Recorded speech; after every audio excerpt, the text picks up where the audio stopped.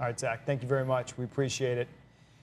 And again, we are getting into what would normally be our noon broadcast time. We will certainly continue to talk about the tornado warnings, the flash floodings, the evacuations, all that we've been seeing and talking about through Central Texas throughout the afternoon. It has been a major flash flooding event. Zach has been telling us that is the biggest concern. Let's go straight out now to Tanya Ortega. She is near 183 and 71. Tanya.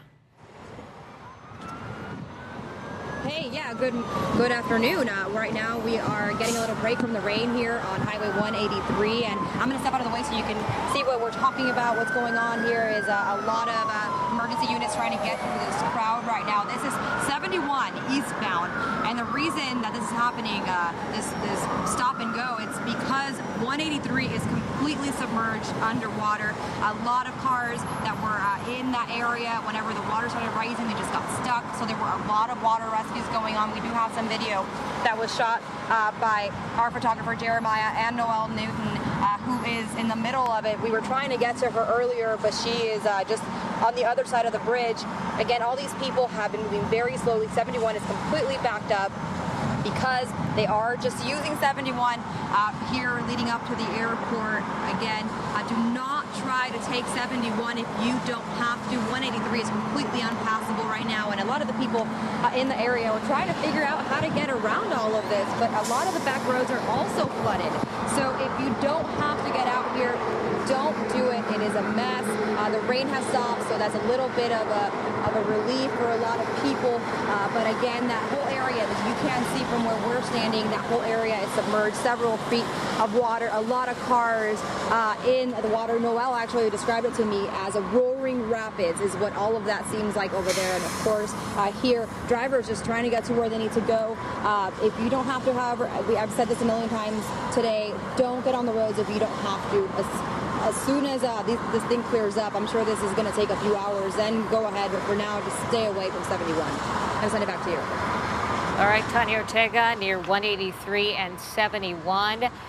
The highway shut down near ABIA. As far as we know, the airport is still shut down. We will be checking that. 283 low water crossings at this moment. Downtown Austin also starting to see some flooding. That's right. We've seen that situation before, certainly on Memorial Day at Lamar. Let's head out to Bridget Spencer, who's live at that scene. Bridget? Well, guys, I'm on 10th and Lamar right now here at the 7-Eleven. You can certainly see how high this water has come. It used to look like a gas station. Now it's looking more like a river. I'm going to step out of the shot and show you a little bit about what's going on above here. Now, I talked to the manager here at this 7-Eleven. He says, unfortunately, this is an unfortunate situation, and he was actually prepared for this to happen. Now, you can say this looks like a repeat of Memorial Day, but it's just certainly not as bad. We're going to pan over here to this Goodwill right here. They just finished cleaning this over the summer, and it's only been open for just a short amount of time. So, unfortunately, they're getting that reminder that you can never underestimate this rain. Now, this street is shut down. It has been shut down all morning. We've certainly seen a lot of stalled cars in the road. Just a reminder to turn around and not drown. They're trying to get all these businesses cleaned up, and we will see what this next round of rain brings. Hopefully, it will not be as bad as the Wimberley floods and, of course, the Memorial Day weekend. But, of course, we'll keep you updated on how this cleanup process is going. Back to you. All right, Bridget Spencer in downtown Austin at 10th and Lamar. We started off the morning here on Good Day Austin, now going into the noon show with about 30 low water crossings. Now we are at 283. They are getting updated on the website ATX Floods by the minute. Expect for them to be more. I thought Zach had a good line a little while back. He said, if you know of a low water crossing in your particular part of town, work under the assumption, at least as we were getting the rain, that it is underwater, that it's not safe to go through, because we saw so many more that were as opposed to weren't, certainly in some of these areas we're outlining for you now with some of our live reporters. I believe we want to move on now to San Marcos. That was really one of the first spots this morning in our viewing area to see some of that severe weather roll through. Fox 7's Nick Spinetto is live in San Marcos. Nick? Hey, good afternoon to you both. And what a difference a few hours makes right now here on Guadalupe Street and Guadalupe Street and I-35. The conditions are remarkably different than they were just a few hours ago. You can see the road is now back open. It was flooded earlier today. It's just remarkably different, though. Elsewhere in San Marcos, a different story. Flooding continues to be a problem. In fact, the city has evacuated people living along the Blanco and San Marcos rivers. The San Marcos Activity Center has been opened as an evacuation location. Throughout the morning, there was heavy rain causing multiple areas to flood around the city, including roads and just areas of the roads and other areas. As a result, cars were getting stuck and having to be rerouted. Cars were stalled out along roads, and people were just actually getting out of their cars and abandoning them to get to dry areas. And you know, I can tell you, when I was driving down here on I-35, people were going 40 to 50 miles per hour because the visibility was so poor. There was a lot of rain, lightning, thunder, and wind. People started pulling off the roads and seeking shelter in area shops along I-35 to stay safe. The windows, we felt everything flapping. You could hear, I don't know what exactly we were hearing, if it was rain or just wind, we don't know, but it was pretty powerful. And then what'd you do? You took the store employees and customers and... Yes, and we just went into shelter. We have a really good restroom area where it's pretty safe. Now, there were a few cars that got stuck, but fortunately there were no injuries here in San Marcos.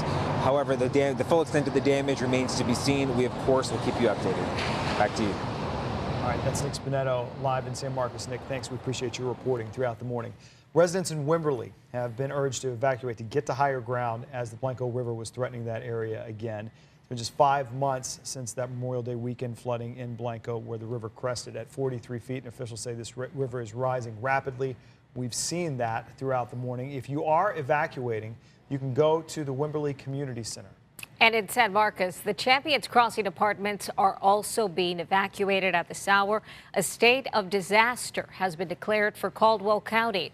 Evacuations have been ordered for all people in low-lying areas along the San Marcos River in Caldwell County to Highway 80.